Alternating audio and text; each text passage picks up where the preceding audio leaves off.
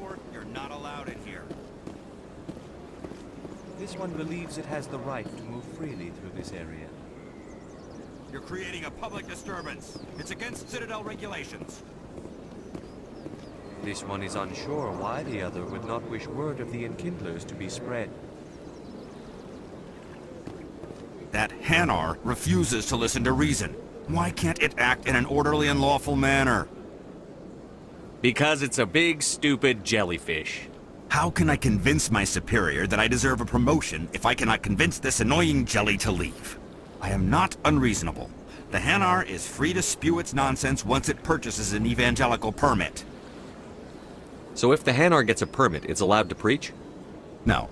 Registered evangelicals must follow regulations. There are specific areas where preaching is legal. Failure to follow the regulations results in the forfeiture of the license. What's the purpose behind the evangelical permits? Forcing religious evangelicals to register for a permit weeds out undesirables. It keeps the area safe. The Citadel is too important to become a battleground for a religious war. Why don't you just arrest the Hanar? I could arrest the jelly, but my superior has requested that I find a solution that does not anger the Hanar. The Hanar become vocal when they feel their religious beliefs are being suppressed. If you'd like, I could talk to the Hanar for you. I have argued with the stubborn jelly all afternoon. You are certainly welcome to try. Do you desire to learn of the Enkindlers? Or has the Honorable CSEC officer enlisted assistance? Is this really how you want to represent the Enkindlers? The truth of the Enkindlers must be made known. They gave the Hanar language, and gave the universe the mass relays. This one only wishes to spread the truth to any who will listen. There is no intent to cause trouble. Is this how the Enkindlers would want you to use this gift of consciousness? The Enkindlers would wish for their message to be spread to all sentient races. The Enkindlers wouldn't wish their message to be spread by breaking society's laws. This one hears wisdom. Perhaps enthusiasm has clouded judgment in this matter. This one departs now, and will not intrude upon the Presidium again. I see the Hanar is left. Thank you. Happy to help. Here, for your assistance in this matter. Now, if you'll excuse me, I should report to my superiors.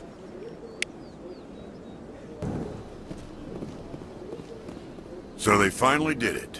I knew one of your kind would make Spectre one day. Why did you come to see me, Shepard?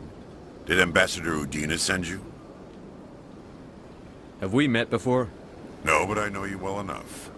I'm Executor Palin, head of CSEC. And you're the first human Spectre. Get used to people knowing who you are. At least around here. I get the feeling you're not too fond of humans. No, I just don't trust your kind. Not yet. You humans are eager to take all the power you can get, and you're being given a lot. If the Council wants to make humanity their new favorite pet, that's their business. But I don't have to like it. The Council treats us like second-class citizens. We have to fight for everything we get. Good. Then fight for it. But don't expect the rest of us to just sit back and let you take it. I'm a busy man, Commander. Are we done here? What do you know about the Spectres? They're the right hand of the Council, or so they like to be called. More like the underhanded side of the Council. What do you have against the Spectres? I can't abide any organization that considers itself above the law. Especially when it's left up to each individual Spectre to decide when and how to bend the rules. Sometimes you have to bend the law to keep people safe. I've been with CSEC for 30 years. I've never had to break the law to do my job, not once. Spectres walk a slippery slope, Commander. Operate outside the law and it changes you. Look what happened to Saren. Don't piss in my ear and tell me it's raining. I've known plenty of dirty CSEC agents. There are over 200,000 CSEC agents. Some of them are going to be bad. But we don't turn a blind eye to corruption like the Spectres do. We do our best to find and punish any officer who breaks the law. Spectres? They'll never come under that kind of scrutiny. The galaxy needs people like that. People who do the dirty jobs. I agree. But they need to be held to a higher standard. They need to be accountable. Saren's out of control. We both know that. But because he's a Spectre, the Council doesn't want to do anything about it. Is that the kind of person this galaxy needs? But not all Spectres are like Saren. True. I hope that's something you'll take to heart, Shepard. Tell me about CSEC. CSEC provides necessary police and security services throughout the Citadel. We're a civilian government agency, though many of our members have had military training. And unlike the Spectres, we work within the bounds of the law. I'll be going now. Goodbye, Commander. I'm surprised that you're willing to kill your own, Rex. Aren't the Krogan just a few generations away from extinction? You don't get it. For all your talk of honor and pride, the Turians never had to test their principles in a real struggle. Anyone who fights us is either stupid or on Saren's payroll. Killing the latter is business. Killing the former is a favor to the universe.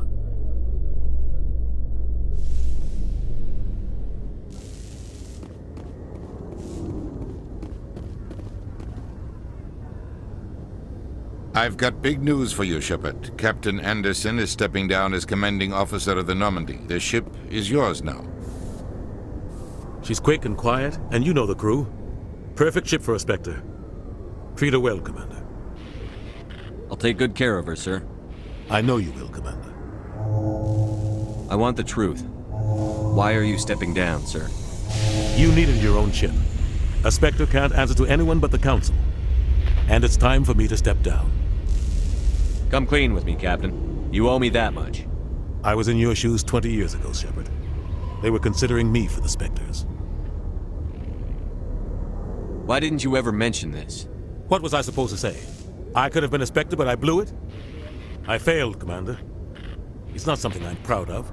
Ask me later and I'll tell you the whole story.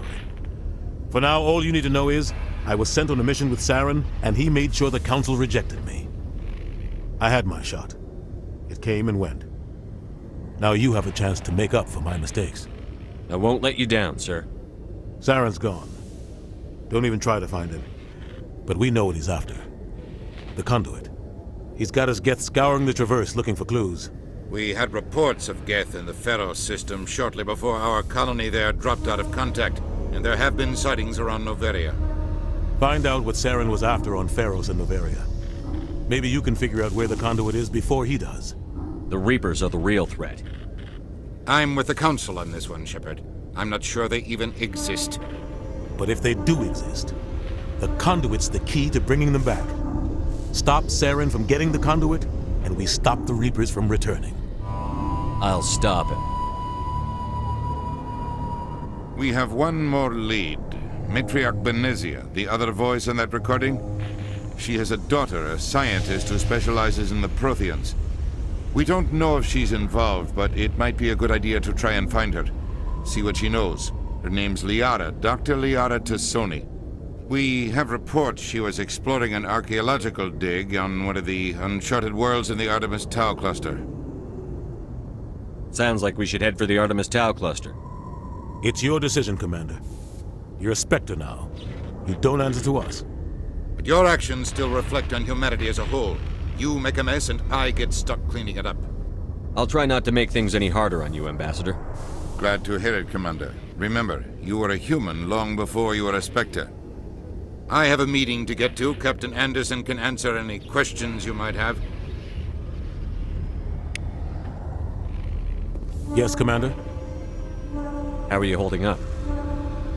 Honestly, this isn't how I pictured my career coming to an end. Pushing papers really isn't my thing, but you're the one who can stop Saren. I believe in you, Shepard. If that means I have to step aside, so be it. Any extra intel you can give me on our colony at Pharos? The entire planet used to be one giant Prothean city, mostly ruins now. But some of the infrastructure is still intact. The colony tried to build on what the Protheans left behind. We lost all contact with them when the Geth attacked. What do you know about the Artemis Tau cluster? Not much. I've never been there myself. A handful of systems with a few small, uncharted worlds, but no real colonies. Might not be easy finding Dr. Tassoni out there. My advice is to look for the world with the Prothean ruins. What can you tell me about Novaria? Novaria's trouble. Always has been. The whole planet's basically a center for corporations to conduct illegal research. Watch your back there, Shepard. Spectres are about the only form of Citadel authority Novaria respects. But they aren't popular. I should go. I'll be here if you need me.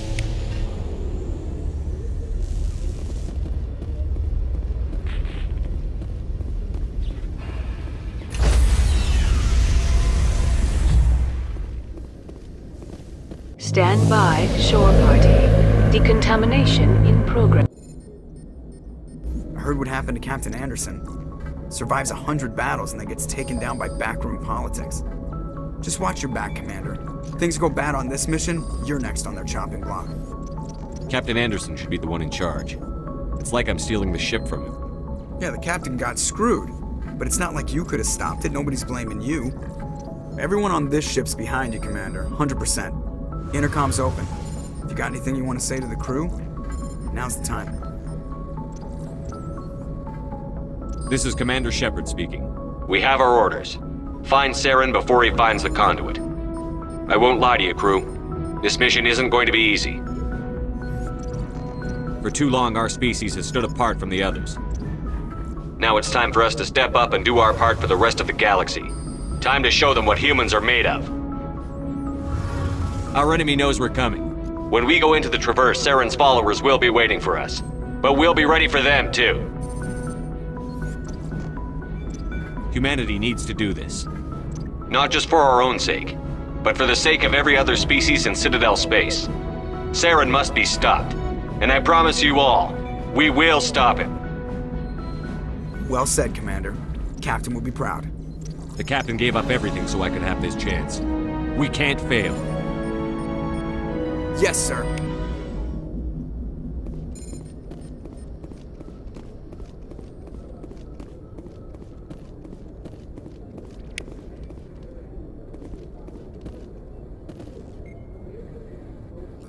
If anyone has to take over for Captain Anderson, I'm glad it's you.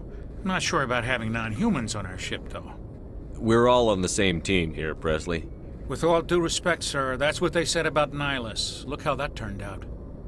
I'm in charge here, Presley. I decide if we have non-humans on this vessel. Yes, sir. Understood, sir.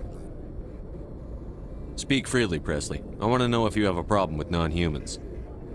It's not that, Commander. Humanity has always handled its own problems. Saren attacked one of our colonies. We should be the ones to stop him. We don't need their help. Some people think asking for help is a sign of weakness.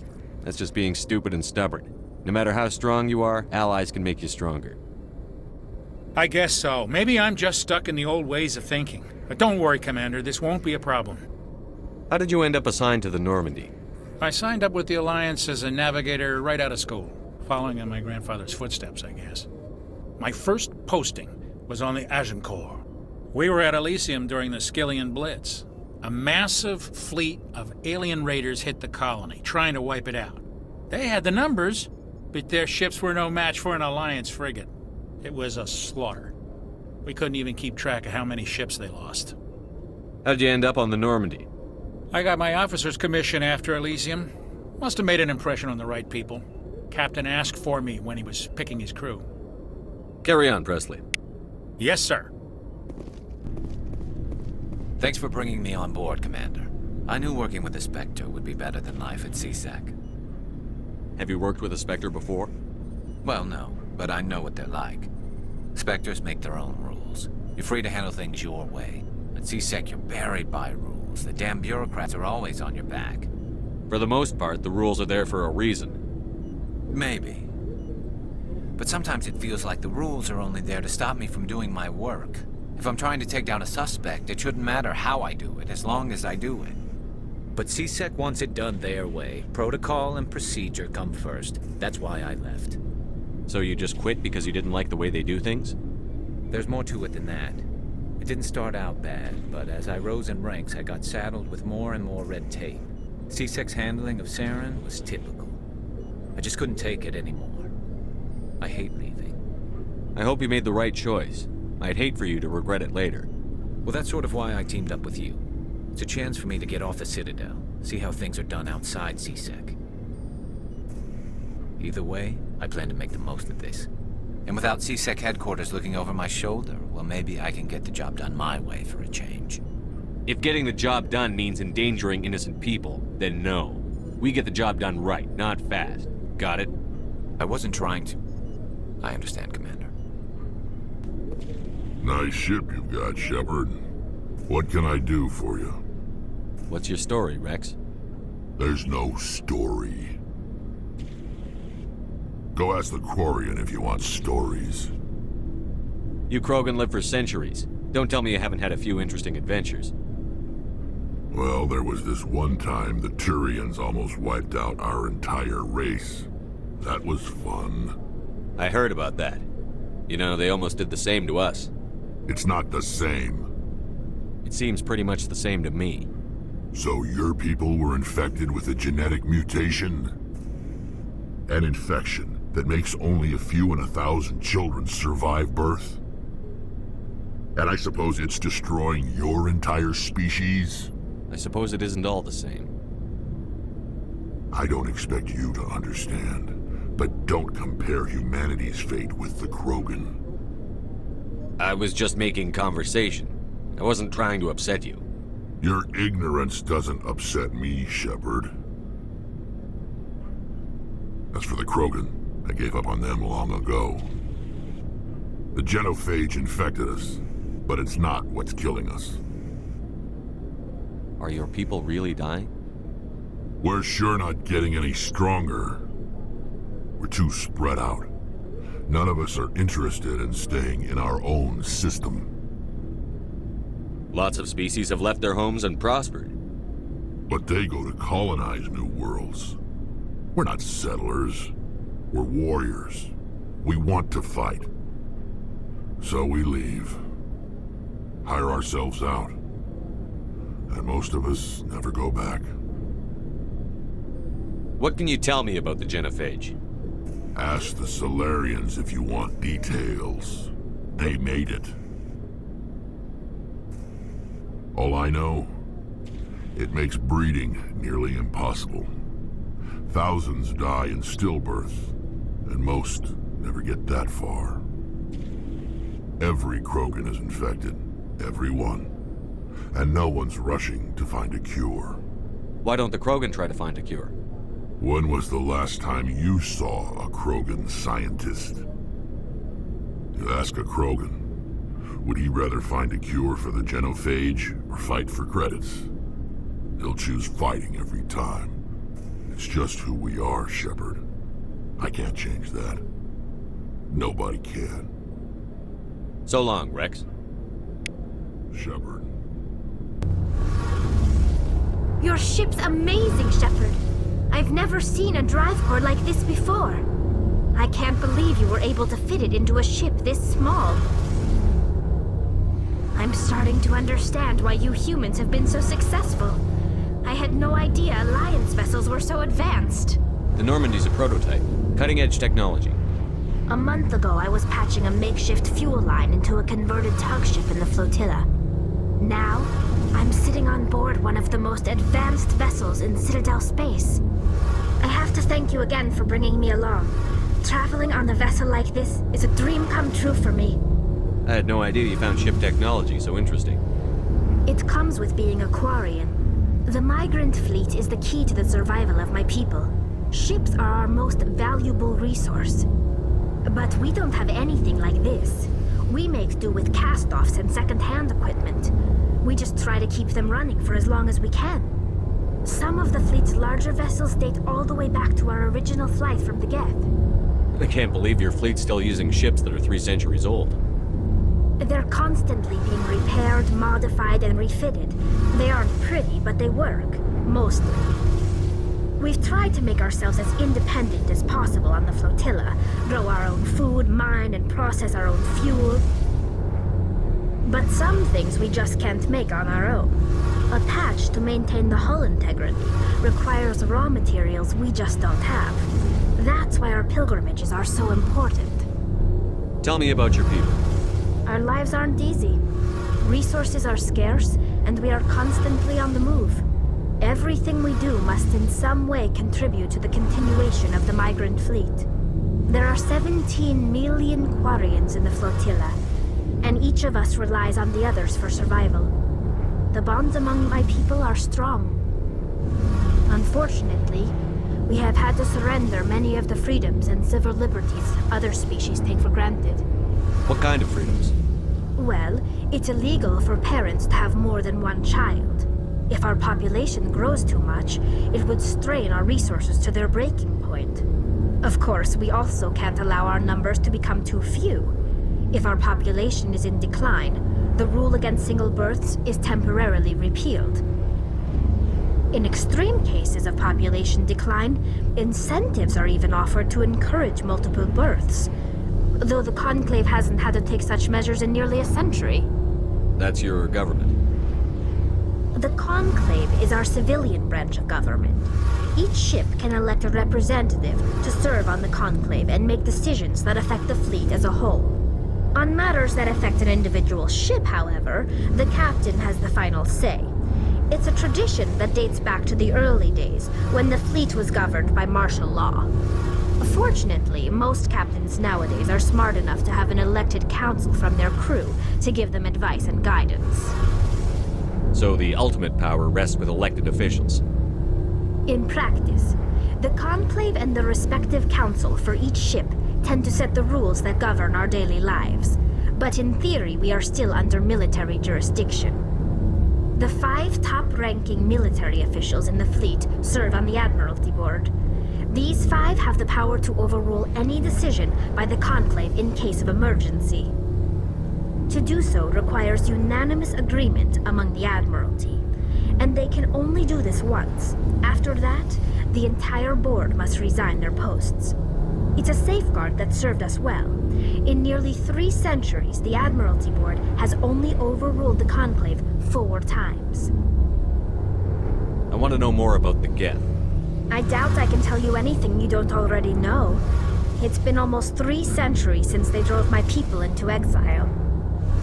All I know is the story of their origins, what they were when we created them, and how they turned on us. Interesting. The Geth were originally created to serve as an automated manual labor force. Initially, their intelligence was as limited as any VI. Over time, we made small modifications to their programming to allow them to perform more varied and complex tasks, bringing them closer and closer to true AI status. How come the Council didn't step in and stop you? This wasn't true AI research. We may have been skirting the bounds of the law, but we never did anything that was actually illegal.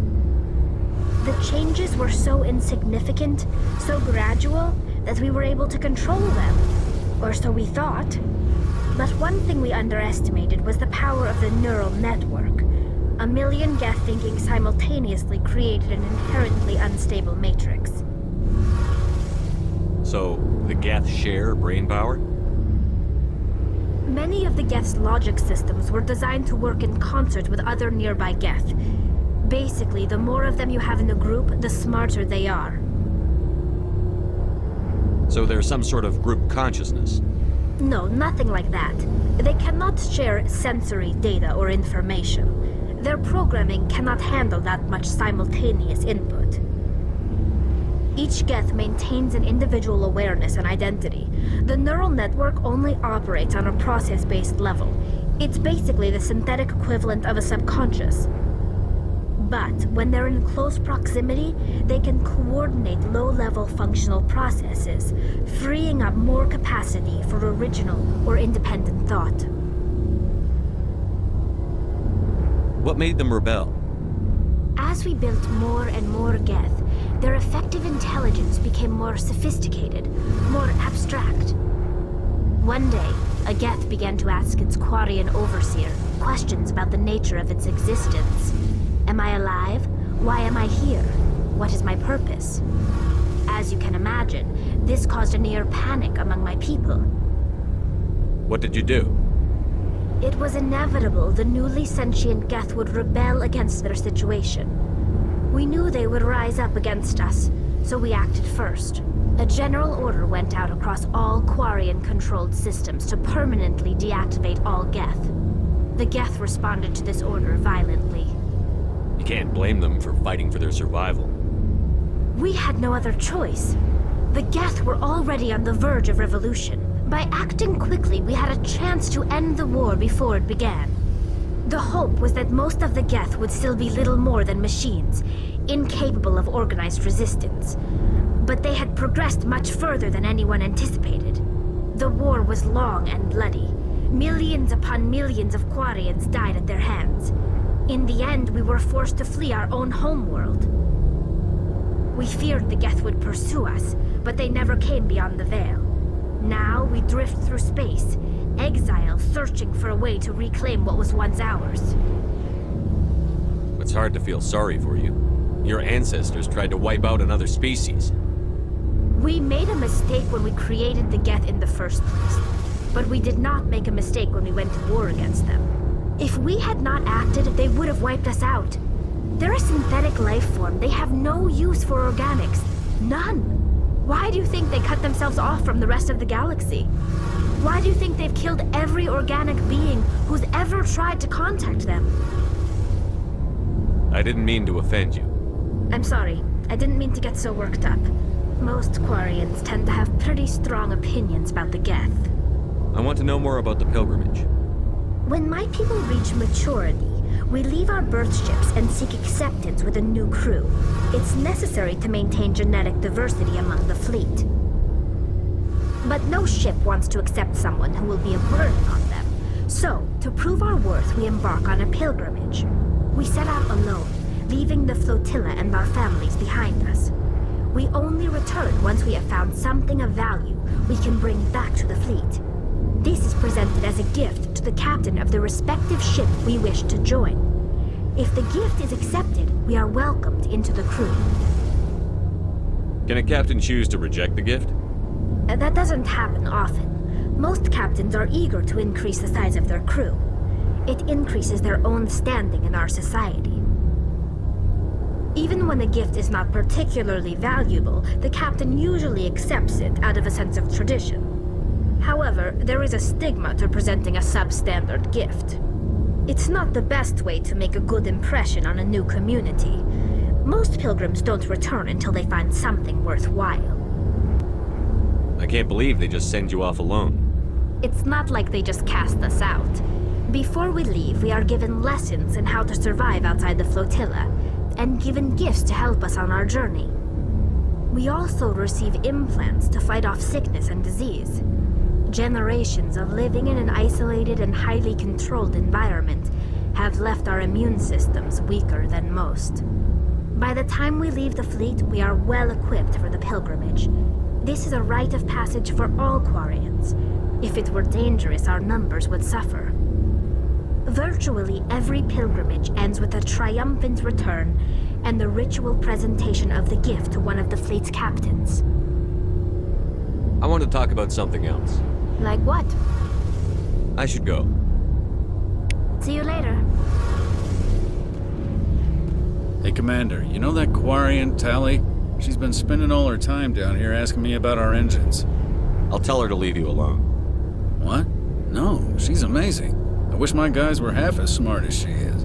Give her a month on board and she'll know more about our engines than I do. She's got a real knack for technology, that one. I can see why you wanted her to come along. I figured she'd be a real asset to the team. You got an eye for talent, Commander, but I'm guessing that's not why you came down here. Fill me in on the IES stealth systems. How does it work exactly? You can't hide a ship out in space. They emit too much heat and radiation. Too easy for sensors to pick them up, unless you find a way to capture those emissions. So our stealth systems trap the energy we give off in storage sinks built into the ship itself. No emissions to give away our location. Eventually the sinks have to be vented. More than a few hours silent running and they overheat. Cook us inside our own hull. There's no way for anyone to detect us?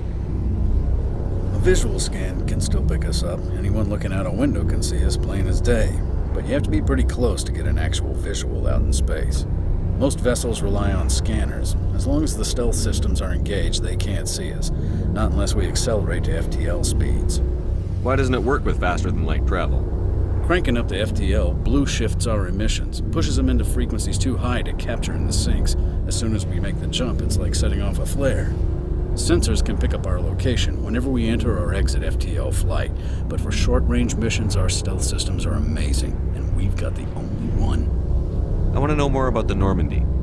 She's the best ship I've ever served on, probably the fastest vessel ever designed, and she's the only one using the new Tantalus drive core. What's so special about the Tantalus drive core?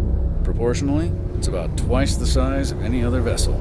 Not only are we faster, we can run at FTL speeds longer before we have to discharge the core.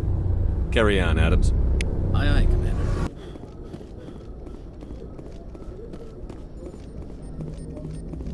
Commander, something you need? How's the Normandy performing? Is she everything they said she'd be? She's the best ship in the fleet, if you've got a pilot who knows how to handle her. Balance isn't what you'd expect. Takes a while to get used to that oversized drive core we got stuffed in the back, and her power can sneak up on you if you're not careful. The Normandy's probably too much ship for your average Alliance pilot, Commander. Lucky for you, I'm anything but average. I like to know my crew. Mind if I ask you a few questions? I can see where this is going. You did a background check on me, didn't you? Well, I'll tell you the same thing I told the captain. You want me as your pilot. I'm not good. I'm not even great. I am the best damn helmsman in the Alliance fleet. Top of my class in flight school, I earned that. All those commendations in my file, I earned every single one. Those weren't given to me as charity for my disease. What are you talking about? Are you sick? You mean you didn't know? Oh, crap. Okay, I've got Vrolik syndrome, brittle bone disease. The bones in my legs never develop properly. They're basically hollow, too much force and they'll shatter. Even with crutches and my leg braces, it's hard to get around. One wrong step and crack! It's very dramatic. But I've learned to manage my condition, Commander. Put the Normandy in my hands and I'll make her dance for you. Just don't ask me to get up and dance unless, you like the sound of snapping shin bones. Why does everyone call you Joker? It's a lot shorter than saying Alliance Flight Lieutenant Jeff Moreau. Plus, I love to make little children laugh. I was just thinking how much you remind me of Santa Claus. Look, I didn't pick the name. One of the instructors in flight school used to bug me about never smiling. She started calling me Joker, and it stuck. Why didn't you ever smile? Hey, I worked my ass off in flight school, Commander. The world's not gonna hand you anything if you go around grinning like an idiot. By the end of the year, I was the best pilot in the academy, even better than the instructors, and everybody knew it. They'd all got their asses kicked by the sickly kid with the creaky little legs. One guess who was smiling at graduation? I have to go. All right, see you.